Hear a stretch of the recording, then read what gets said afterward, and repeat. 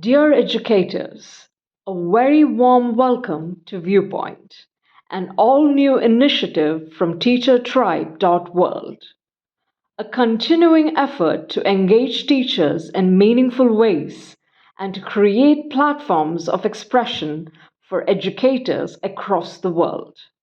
Viewpoint will be one platform where all you educators come together, share your thoughts, express your feelings, and debate over your viewpoints.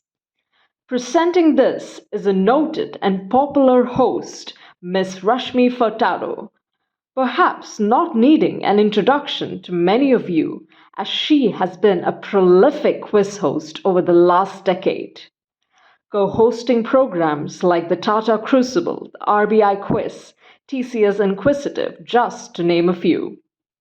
She is also the co-founder of Teacher Tribe and has created this platform over the last many years into a meaningful arena for teachers to interact. Ladies and gentlemen, we are truly delighted to present before you your host and anchor, Miss Rashmi Fardado.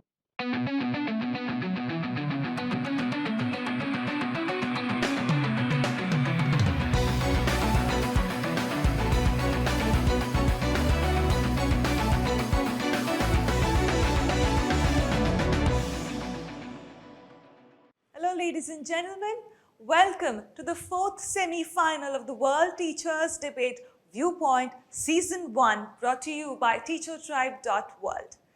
Well, we have tried almost every engagement platforms with our educators, from poetry writing to photography to essay to a quiz, and now we are moving into debate.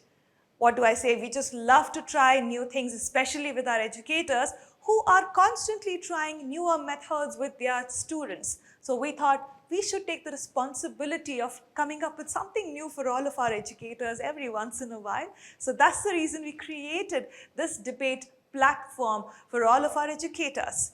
They have gone through multiple preliminary rounds, screening rounds, after which they have qualified to the semi-final. And from the semi-final, one winner will make it through into the grand finale. This is the fourth semi-final, which means we have already identified 3 finalists who have made it into that big finale that's coming up. And the person who wins today will continue and complete the lineup for the grand finale. So let's see who among the 5 of them will join the rest of them into the grand finale. Let me quickly introduce our finalists to you and then get into this semi-final. Before I get into introducing our semi-finalists, let me tell you about our partners who have supported us all through the different engaging platforms that we've had for our teachers. Grey Caps has been a constant support for us, and along with Grey Caps, a Global Forum for Teacher Excellence and FindTeachers.in, both platforms created specifically for teachers. All of them have been a great support. For now, let's get to know our finalists. Our first finalist joining us here today from the beautiful town of Chikmagaluru is Mr. Rajiv Karmakar, representing Amber Valley Residential School.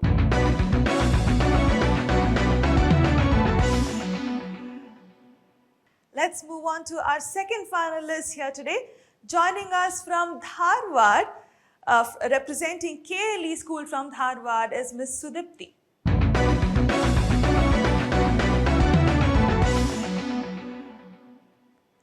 Well, I think we have a lot of representation of south of Karnataka. Let us move into Maharashtra now. Representing School of Scholars from Nagpur is Miss Monica.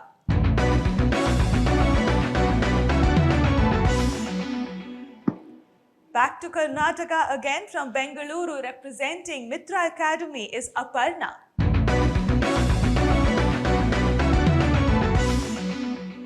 And completing the lineup for us here today, representing the West from Pune, representing Vidya Valley School, Ms. Megha Gupta. Good afternoon, everyone.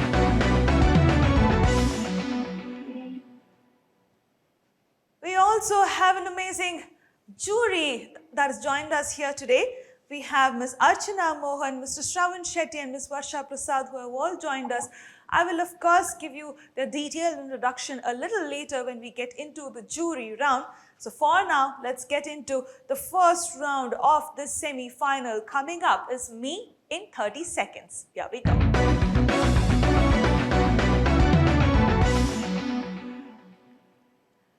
In this round, each of our finalists will introduce themselves. They'll of course tell us more about themselves in this round, but what they need to keep in mind is that they have to basically advertise themselves in 30 seconds. That's the angle they need to take when they introduce themselves. So let's start with our first finalist here today. They get 30 seconds of time to introduce themselves. I request each of our finalists to please stick to the time that has been given to them.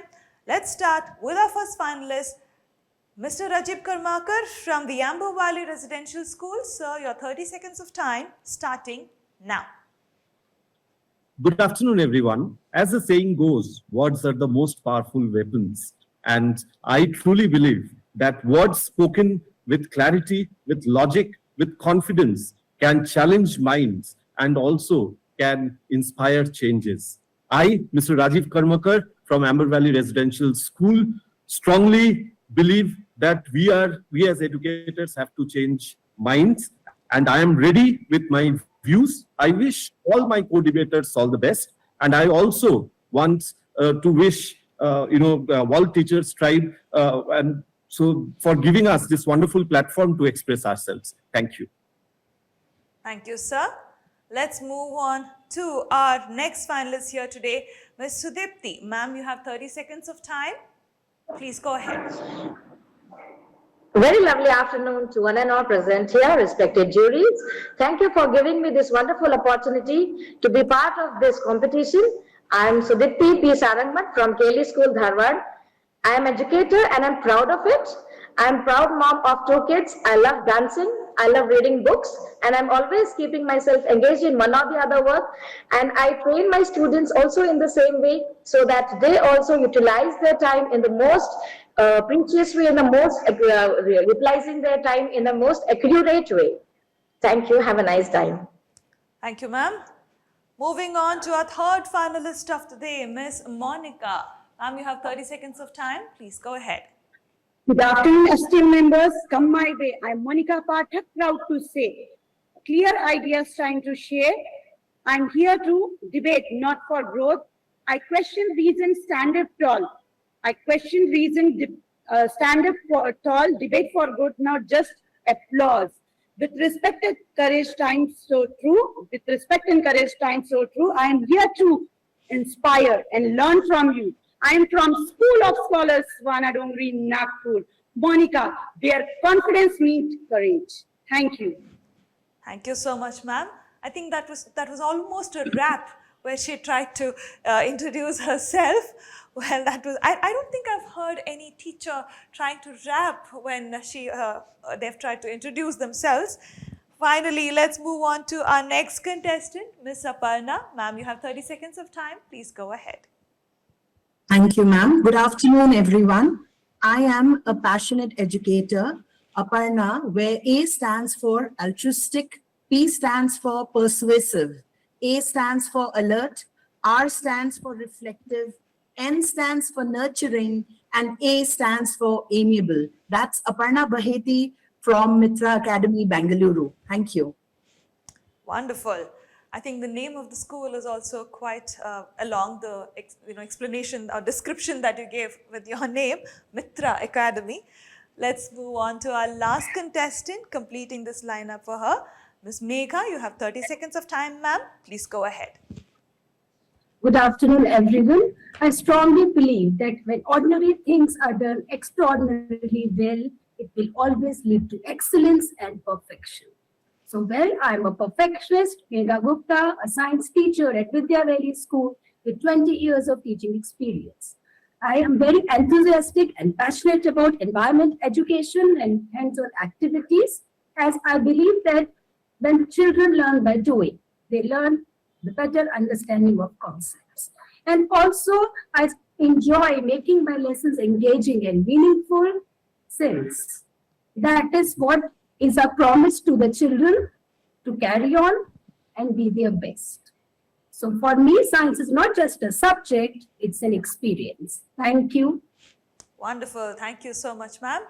Ladies and gentlemen, that was all about our finalists who have joined us here today. Time for us to move into the second round of this debate. Moving on to point of view. Here we go.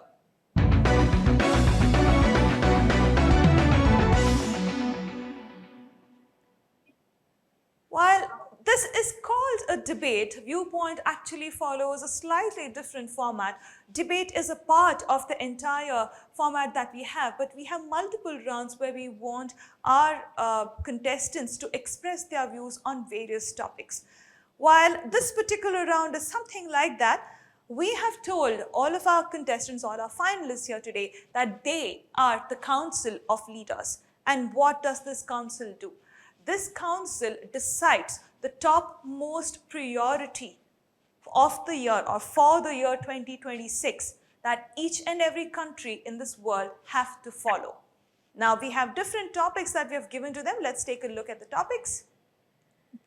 All right, climate action, reduced inequalities, clean water and sanitation, responsible consumption and production, quality education, peace, justice, and strong institutions. All of them are part of the 17 SDGs from the United Nations. So these are already a priority, but what we want them to tell us is what is the topmost priority according to them that each and every country in this world has to follow for the year 2026, and they need to justify their answer. They also need to remember they are a part of the Council of Leaders that is taking this decision on behalf of the entire world. They have a minute's time to speak on the topic. I request all of you to please follow the time limit that has been given to you. So let's start with Ms. Megha. This time we'll go the other way around. Ma'am, which topic would you like to speak on? On climate action. All right. She will speak on climate action. Contestants, you are free to repeat topics if that is the case. If you have prepared with more than one topic, you can of course, switch to any other topic. That is up to you. So let's start with Ms. Megha. Climate action is what she's going to speak on. Ma'am, you have a minute's time. Please go ahead. Good afternoon, everyone again. Yes, see, as we are looking forward to 2026, the single most priority for all the nations is the climate action. So, and we all know the climate change is not a distant reality. As we can see all around us, extreme weather events, changes, rising temperature, water and food shortage, and also the melting of glaciers, etc., it is felt all across the world. So when we are choosing the climate action, it is not only about protecting the climate, but also protecting the human health, the society, economies. So our priority it is actually a responsibility towards our planet and towards our children, which will be the future generation, future citizens. So we have to choose. When we are choosing the climate action, we are also choosing the clean energy, sustainable development, and global cooperation. So which is the need of an hour. So if whatever action we take today will affect or shape the world tomorrow. So let us all come together, act together for a cleaner, safer, healthier, and sustainable development. And this can only come through sustainable practices. If we have to prepare our students as they will be the citizens of tomorrow to carry. Wonderful. Thank you. So I hope you all will be with me. Thank you. Thank you so much. Let's move on to Ms. Aparna. Ma'am, which topic would you like to speak on? So I have chosen the SDG, peace, justice, and strong institutions. You have a minute's time on the topic. Please go ahead. Can I begin? Go ahead. Thank you so much. So as I mentioned, my topic is peace, justice, and strong institutions. That is the 16th SDG. What does it mean? It means less conflict. It means more transparency. It means greater public participation. It means fair communities. Now, what are the key aspects of this SDG? The key aspects would mean reduced violence in terms of less armed conflict, reduced child trafficking, reduced child abuse. Coming to strengthening of the legal system, it would mean that, our TAT, that is a turnaround time for our legal system, would be quicker. Okay, it would mean, the laws of the land have been strengthened and are being followed. All right, it would mean fighting corruption. It would mean building of inclusive institutions. All right, and ensuring that there is public access to information. Now, why did I choose this particular SDG is because without peace or justice, I feel, other goals are impossible to achieve. And secondly, I feel that safety and well-being has to be a priority. And last but not the least, we are here to build safer and equitable societies. Hence, that is why I chose this topic, and I hope I have managed to convince you regarding the same. Thank you. Wonderful. Let's move on to our next finalist. Ms. Monica, you have 1 minute of time, but before that, what topic would you like to speak on? Climate action now. Climate action, all right. She will speak on climate action as well. You have a minute's time, ma'am. Please go ahead. Good afternoon, everyone. Paryavarena nashena nashyanti pavanaha dushtayeti prakritiya. Honorable judges and ma'am, yes, I'm talking about none other than climate action. I stand firmly in favor of that. Climate action must be the top priority in 2026 for all the countries. Environment is not just an climate action is not just an environmental issue. It is the human survival issue. Every flood, drought, climate conditions, and it disrupts the education, it conflicts the creativity, education, peace, justice, and strong institutions weakening, and it also affects the quality education and destroy it too. Clean water, sanitation, and responsible consumption and production. Do you think should we discuss other than this topic? No, because it is the question of human survival.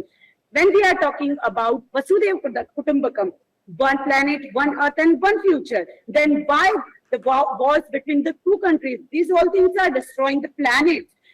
There is no planet B and there is no second chance. So what we have to do, we have to preserve our planet. If we will not going to preserve it, then there will be no existence of human being. So according to me, the climate action must be the topmost priority, because it is the only question of human existence, and it is related to clean water, sanitation, reduce inequality, climate action, and everything. Thank you. Thank you so much. Wonderful. Moving on to Ms. Sudipti. Ma'am, which topic would you like to speak on? Ma'am, I would like to speak on peace, justice, and strong institutions. Wonderful. I truly believe that this upcoming year, 2026, should be the year of peace, justice, and equality amongst all the people. The reason is, recently we have seen the wars happening between Russia and Ukraine, and it may be Israel or Iran. So war brings always destruction, and it always brings instability in the economic sector. The stocks goes down, and there is no economic development happening overall in the globe. So even the dollar's price comes down most of the times whenever there is an issue happening between any other countries. So it should be the most important priority for the UNs to discuss that there shouldn't be any war happening between any of the countries. The children, the people, those who are working in different countries, most of the times they're evacuated in such emergencies. They have to come back to their original countries. They have to stay back there. They have to find some other jobs for themselves. So this bring down the economy. Moreover, these destructions even affects environment. So peace is the most important thing I feel that has to be there globally, so that the Vasudhaiva Kutumbakam, as Monica ma'am said, that idea or that value can definitely be achieved only when we bring peace amongst all the countries.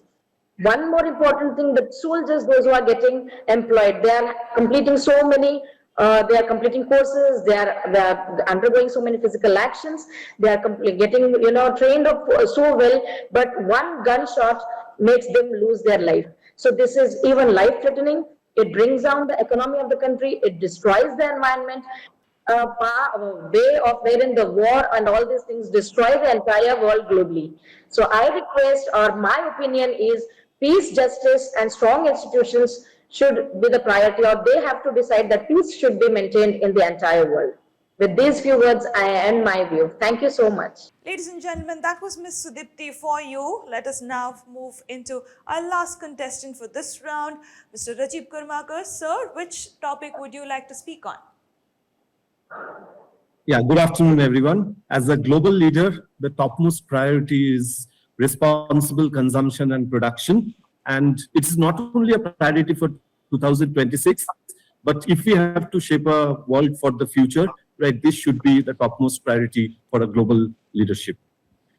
Yeah, today I stand in support of responsible consumption and production, which is the Sustainable Development Goal number 12 of the United Nations. Our current lifestyle is simply not sustainable. We are using the natural resources at a pace which is much faster than the world can replenish them. Every year, tons of foods are being wasted.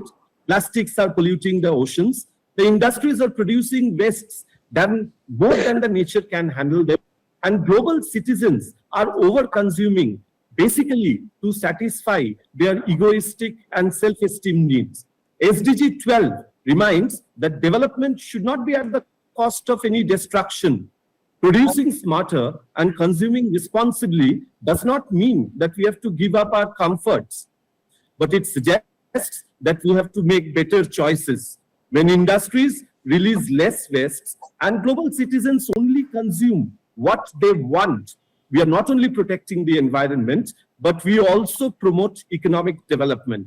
Responsible choices today will ensure that we have a healthier planet to live in tomorrow. As leaders and educators, we have a very vital role to play in promoting mindful consumption, environmental responsibility, and sustainable habits in the young children so that they can make better choices. So, ladies and gentlemen, please remember, SDG 12 is not an environmental goal. It is an educational responsibility. Thank you so much. Thank you, sir. Ladies and gentlemen, that was the second round for you. Point of view, I think they had a lot to say about three topics that they technically chose. The five of them spoke on three different topics. But now it's time for us to move into the war of words. Let's see what they have to say.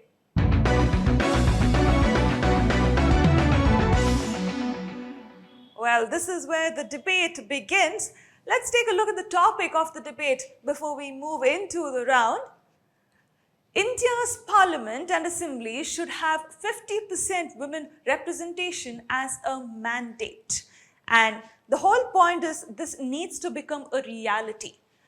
Many of us want this to become a reality. Sometimes this only remains as a dream. I'm not saying it is a dream right now, but in many cases, such desires only remain as desires or dreams. So the entire point should be that it needs to become a reality.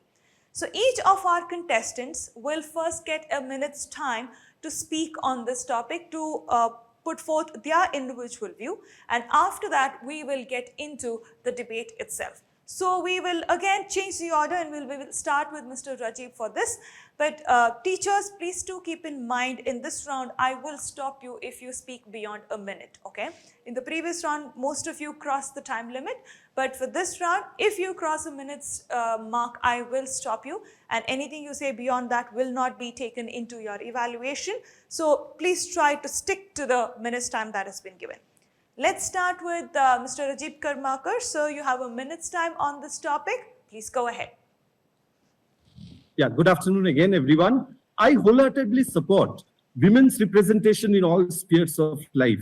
But I strongly believe that 50% reservation or any such mandate by the government or state assemblies is the solution to it. I do agree that it may provide some temporary benefits, but it does not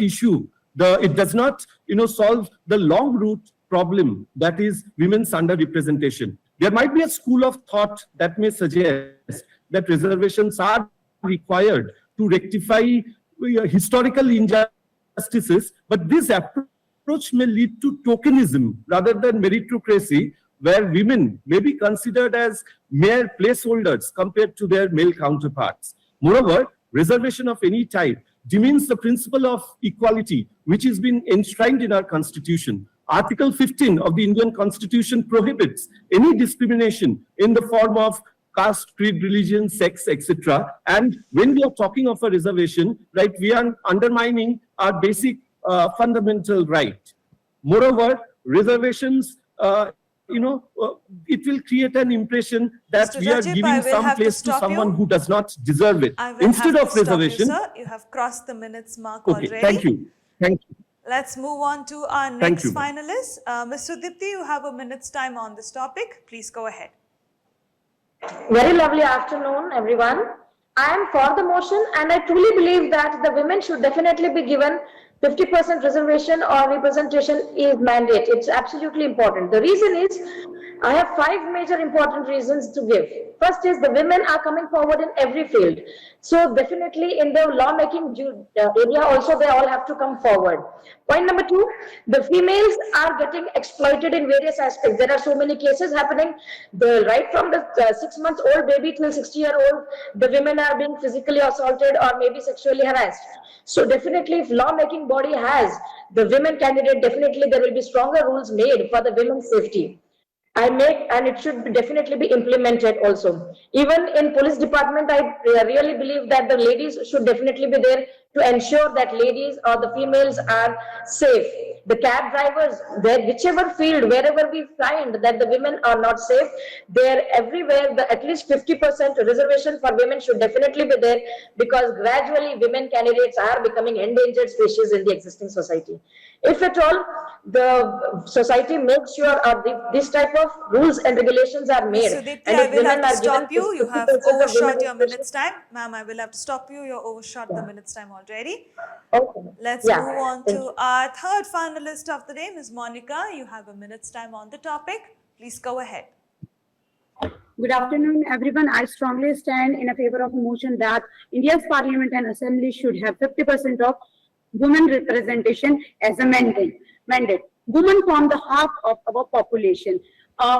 Democracy cannot be truly defined if the half of its people or the citizens are missing from decision-making spaces. So I think who we are, as the God has given us an idea, the Ardhanarishwar Roop of the Shiva and Mata Bhagavati, we have already seen then who we are to take the such types of decision. Other countries, countries, if you will see Mexico, UAE, and other countries, they already have given the 50% of 50% of representation to women. So what we have seen from 2000 to 2025, there is an increase in the GDP globally, 13.6%. And what about India? Only we have seen the growth. The growth is just about 13%. So we should give a chance to each and every woman to represent themselves, to give a platform to them, so we can empower Ms. Monica, I will have to stop you. I will have to stop you there. Let us move on to our next contestant, Ms. Aparna. Ma'am, you have a minute's time. Please go ahead. I'm actually wondering even if this is a topic for debate. I strongly stand for the motion that India's Parliament and Assembly should have 50% women representation as a mandate. Now, talking about the Nari Shakti Vandan Abhiyanam, which was introduced in 2023 with the 106th Amendment, which reserves 1/3 seats in Lok Sabha and state assemblies for women by the year 2029. Now, why do you think we need this? Because currently women hold only 15% of the seats, which is much below the global average. Why do we need this? We need this for gender equality.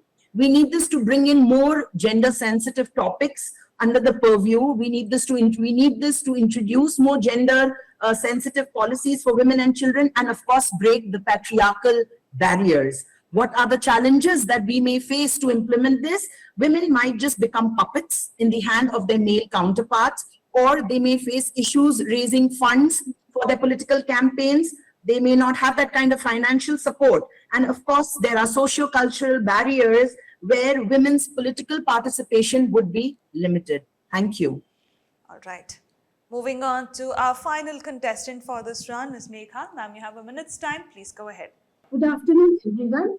It has always been a men's world. Even after getting independence for so many years, women are still considered a weaker link in the society, which I fail to understand. So I strongly support the motion that there should be 50% mandate for women in parliament. Women form nearly half of India's population, and we still remain underrepresented in major decision-making policies. Some may argue that it should be based on merit, but why? Merit can only flourish when equal opportunities are given. With so many social barriers and these safety concerns, the women are always considered as a secondary citizen. But that is not the true meaning of democracy. Democracy actually means to give equal opportunities to everyone, inclusive opportunities. Only then it can be called a balanced democracy. So mandate is not considered to be favoritism, but it is a corrective step towards fairness. Greater participation of women also leads to more inclusive policies in education, health, Ma'am, and I social will have to development. stop you. I will have to stop you there. Well, ladies and gentlemen, we've got an idea of what each of their perspective on the topic is, but now it's time for them to debate this out. You have 6 minutes of time to debate on this topic. Do remember that we encourage you to arrive at a conclusion towards the end of the debate. However, we will not hold it against you if you're not able to arrive at a conclusion. Okay? Also, I will not be steering this entire debate. It will be completely in your hands. So you have 6 minutes of time. I will let you know at the end of the 5th minute that you have another minute left. And after that, at the end of the 6th minute, you will have to stop with the debate. Okay? Good luck to all of you. The floor is open for India's parliament and assemblies having 50% representation as a mandate. Go ahead. Good afternoon. May I speak? Yes, Yeah, sir. right. If I am allowed to speak, like I am the only speaker, who has said that reservation should not be a mandate, right? See, in my first statement, I have said that women representation is a must, right? But what I tried to point out is, right, why are we saying that, there is underrepresentation? In today's time, women has gone to space. Yeah, a couple of days back, we have celebrated, a women visionary. Contradict your point here, if I may take the lead.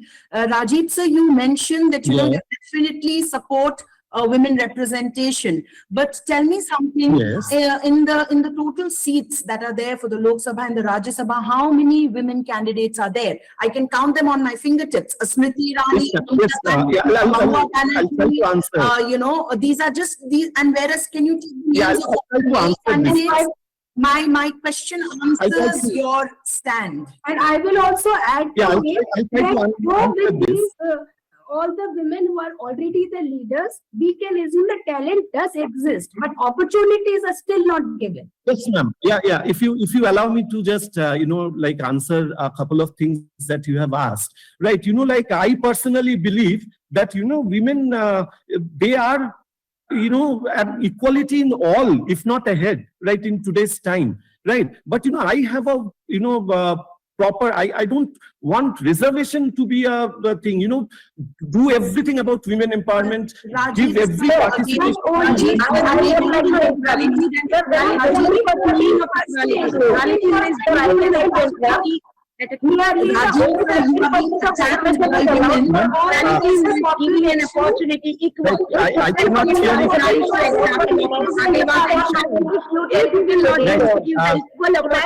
I'll just I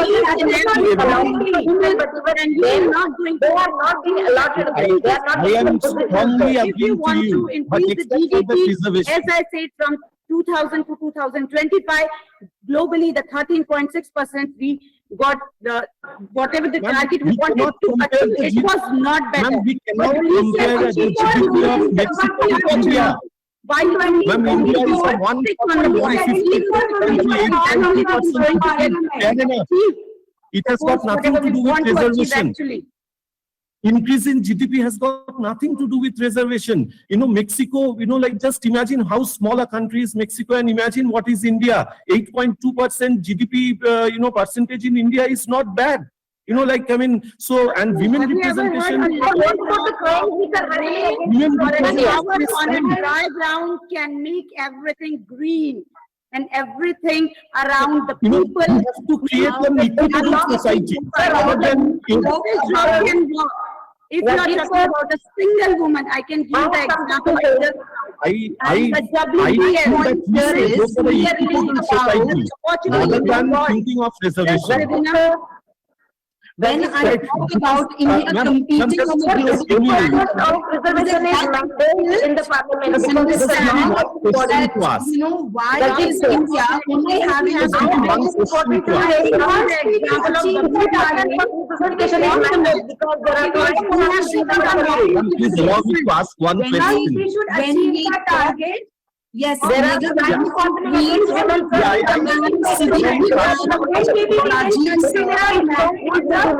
Second part. But first, Megha ma'am, Sudipti ma'am, my only question here is that if we talk about India emerging as a global superpower and we talk about India competing with other nations on a global platform, then is it justified that currently we have only 15% of seat reserved for women? No, it's not justified.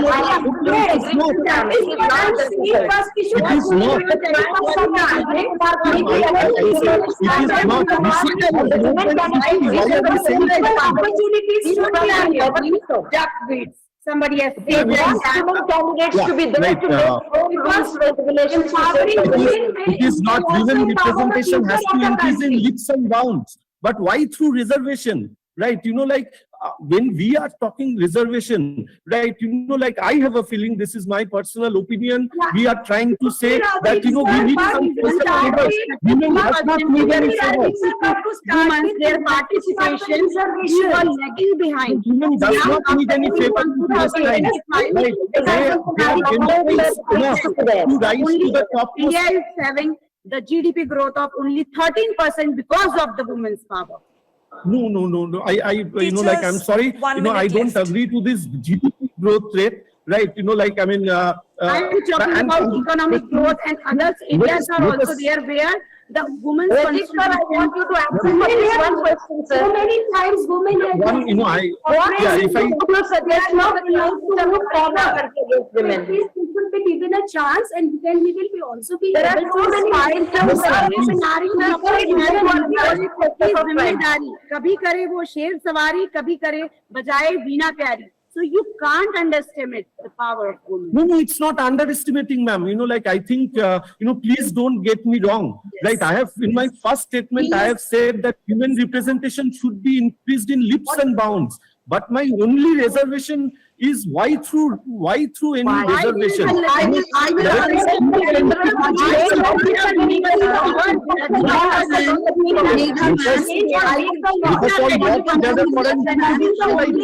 reservation is provided. How will the women feel that they're part of lawmaking body, sir? Reservation Teachers, I will need you to stop. Teachers, I will need you to stop. Why at all do women need a reservation? Because I already mentioned Teachers, contestants, I will need you to stop. Miss Monica, Miss Megha, I will need you to stop right now. And you are going to find out. Sorry. Monica ma'am, I please request all of you to stop. All of you have overshot the time that was given to you. All right. Ladies and gentlemen, quite a tough debate there. Actually, rightfully so, the topic was revolving around the parliament, and I think we sort of saw a glimpse of how our parliament sessions go on. So I'm not really surprised. All right.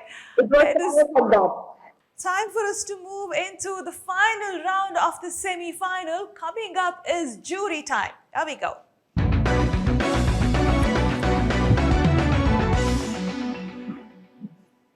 Ladies and gentlemen, as promised in the beginning, that I will give you a detailed introduction of our jury members. Time for me to do that.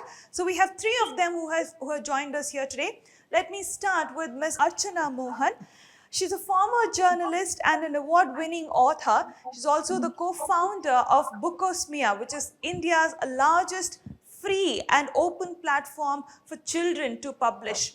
And over 15,000 children from cities and towns and villages across 150 locations get published every year on this particular platform digitally. She is the co-founder of Not That Different, which is a child-led movement on neurodiversity awareness and everyday inclusion. And Archana herself has authored several books. As mentioned earlier, she's an award-winning author. Her books are that she's published so far are on Yakshagana, which is a Karnataka folk dance form. She's also published books on inclusive classrooms and communities, a picture book on play for adults. You rarely see picture books for adults, and she's done that for adults, along with many other books, some of them due to release this year. In 2025, she was recognized as a worldwide leader for the TED Ed, that's a TED education program. Archana, thank you so much for joining us here. I really hope you have been enjoying so far. Let me move on to introduce our next jury member for the day, Mr. Shravan Shetty. He is an alumnus of Ohio University, and he is a well-known speaker, especially in the leadership domain, and a certified career coach. He has designed, developed, and deployed close to 4,000 programs for educational institutions, Fortune 500 companies, as well as social sector organizations from Infosys, ITC, UNDP, UNICEF, and so on. And he's done this across countries, specifically mentioning Oman, Kuwait, Malaysia, amongst others. He is accredited, certified career services professional from NCDA in USA. And in 2023, he was shortlisted among the top 100 future leaders. And in 2024, he was recognized for his contribution with future work of mentor. Well, he's been doing extremely well and has been doing a lot of well in the career coaching side. Not only students, we also see parents and teachers talking to him and gaining his advice on career coaching, which I think is very important in today's day and age. Let's move on. Shravan, welcome. Thank you so much for joining us.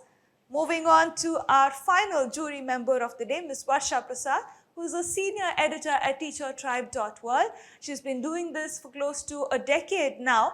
She also heads the product development here and has a lot of products going into the market for school children. She also works on the Teacher Tribe magazine that is meant specifically for school teachers for over 5 years now.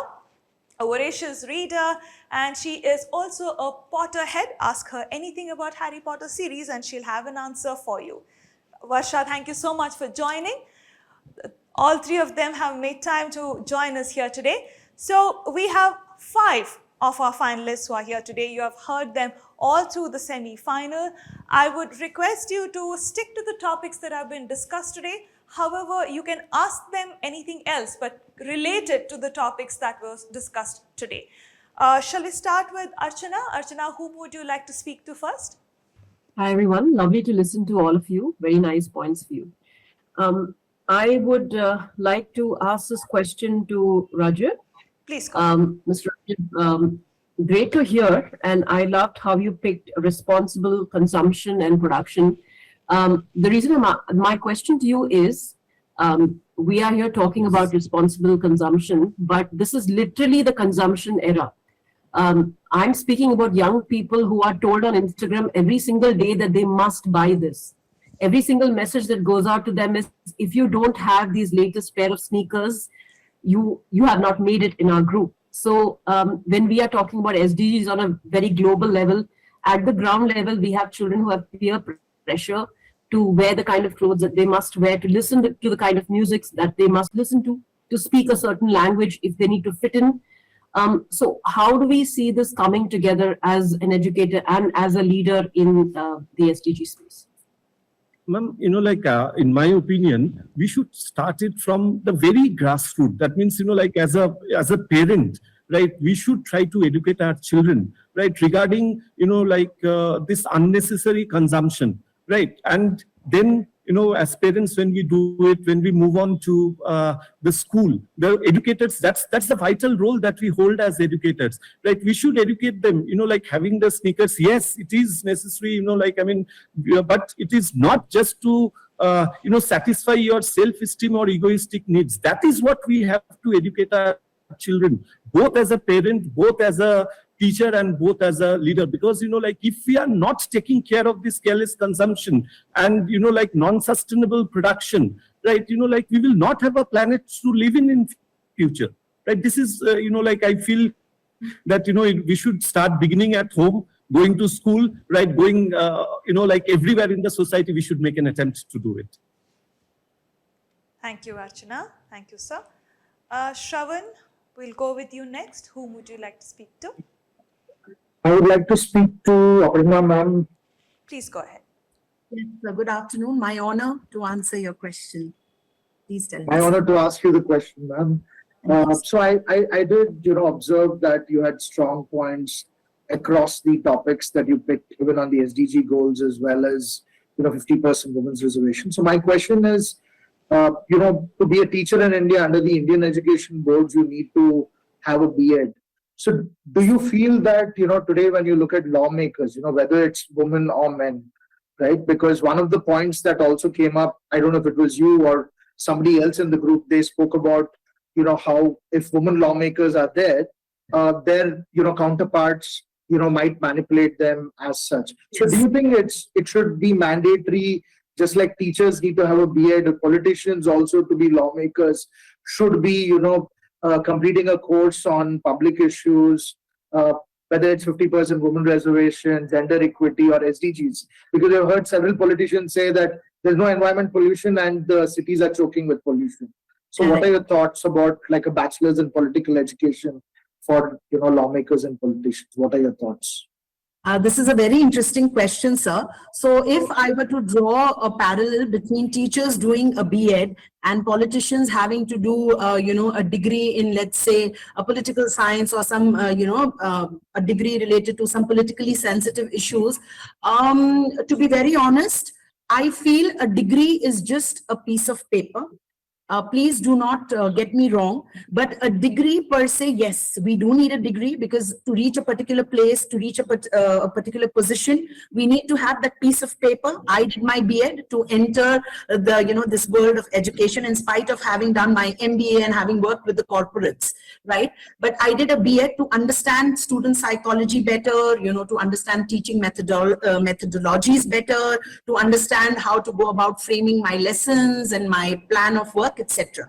Similarly, yes, I feel that, bare minimum qualificational education should be in place for politicians. I would like to zip my mouth. When it comes to India, we have a few politicians who, who have just been handling dynasties rather than, earning their positions by merit or by public work or public service. So yes, I do agree with you that definitely a degree should be in place.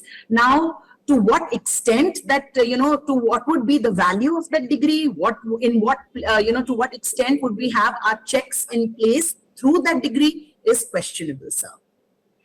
I accept your, argument that a degree by itself is not enough. Thank you for your point of view. Thank you so much, sir. Thank you. All right, thank you, Shravan. Let's move on to Varsha. Varsha, whom would you like to speak to?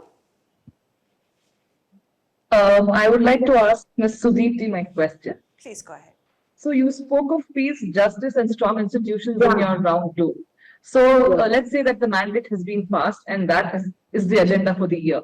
So if that is the case and you've been given the responsibility to head it, what are the first few steps that you will take to implement things in this? I'll make sure that the countries, whichever are involved in, especially resources, the resources which are available between two different countries, and they definitely try to, occupy more resources from the neighboring countries like Ukraine and Russia. This was the matter between the two, the oil tankeries, or maybe they want that the area should be expanded, or they need more security. The deployment of army shouldn't be there close by to their borderlines. So these all disputes I will try to resolve between the two different countries. Especially if we come back to India and Pakistan, I'll make sure that the disputes should be resolved between Kashmir should definitely come back to India, because once upon a time it was part of India, so it has to be given. They have no legal rights to claim on Kashmir anymore. Even POK, Pak occupied Kashmir. So like that, there are various countries which are having such border disputes. So I'll make sure that these border disputes should come to an end by resolving them. Going back in history, how Sri Ram mandir was made and the problem was resolved by Modi government. Similar type of action should be taken. We have to go back in history, find out what is the root cause of these issues and resolve them right from there, so that upcoming generation will surely have peaceful atmosphere, good development, education, and everything will be, all the things will fall in place. So I'll make sure that all these things will happen. Definitely, if at all I am given this responsibility to go forward and resolve all these issues. Thank you, ma'am. Thank you, ma'am. Thank you. Yeah. Thank you, Arsha. Moving back to you, Archana, whom would you like to speak to? We are left with Monica and Megha. Hi, Ms. Megha. I liked what you said about climate action. It was quite a good plea for what it is. My only question with this is, are we scaring the future lot of generations when we talk words like climate action? Because at the heart of the SDG is the youth, right? We are preparing this world. They say that you cannot create a world for the future, but you can prepare your future, which is your youth, for the world. So my question to you is, when we use words like the world is ending, the climate is changing, and we use doom words instead of making them fall in environment, are we making a mistake? And you as an educator, this attention spans are really less with children today. If you had one class with children and you had to have them go back with 3 important takeaways on climate action, what are those 3 takeaways? Good afternoon, Archana. Thank you for the question. First is, since I already mentioned in my introduction part, I'm very, very passionate about education and activities related to environment. So that is my passion. And if I've been given one section to inculcate this sustainable practice, which I believe should start from the beginning, only then we can make them responsible citizens in the future. So first thing is, we have to, first of all, I will explain them the importance of waste management, like segregation of waste. What is the importance, like wet waste, dry waste? Why is it important to segregate them? After segregation, also sorting of them, so they can be taken for recycling factories. And also one thing, so this is where I will be explaining them about the 3 R's: reduce, reuse, recycle. So from the beginning, if we, as a society, as a community also, if you start these practices in the school, as an educator, if I start these practices in the school, and then the same thing they can carry home and can practice at home, teach their parents, elders, and the society, they can spread the message in the community. And also the recycling of the things. How, like, we do so many activities in a school related to eco-gifts. So where children use the waste to make these various useful products, and then we organize an exhibition come sale. So along with taking care of the environment, we are also teaching them to start their small scale entrepreneurship. We are teaching them along with that, which will also conserve the waste requirement, and the same thing they can teach others. So like this is the thing. And also we give them the knowledge about the compost making, how from the wet waste we can convert it into compost at home. So we do all these activities in our school. And compost making is there. We also teach them how we can do rainwater harvesting also, so that these are the various practices which we can help them to inculcate to be responsible citizens, which can go on in the long run and help the country also in that process. Thank you, ma'am. So, Thank you, Archana. Moving on to Shravan. Shravan, we are left with Monica. Hi, Monica, ma'am. Good afternoon. I just want to reconfirm the SDG topic that you had picked was Climate action. Climate action, right? So, my question to you is that, as somebody who's an educator, let's say tomorrow you won the elections and you became a lawmaker. How do you think that the future of the country, the future of the world could be better managed, as a lawmaker by involving students? Because we always say that students are the future. But sometimes there is no agency provided for students. And we have seen that when agency is provided, students do wonderful work. Even Indore, which is supposed to be ranked as one of the best cities when it comes to garbage segregation and other aspects, it's because children are taught, at a very early age. Similar, with a lot of other climate action areas. So as a lawmaker, educator, what would you do, to impact the SDG that you spoke about? Yes, sir. Thank you for asking me this question. Actually, first, what I want to inculcate in the individual child is that our body is science. Our whole body is science. So whatever around us is the nature. Whatever we are getting from the nature, we have to return it to back.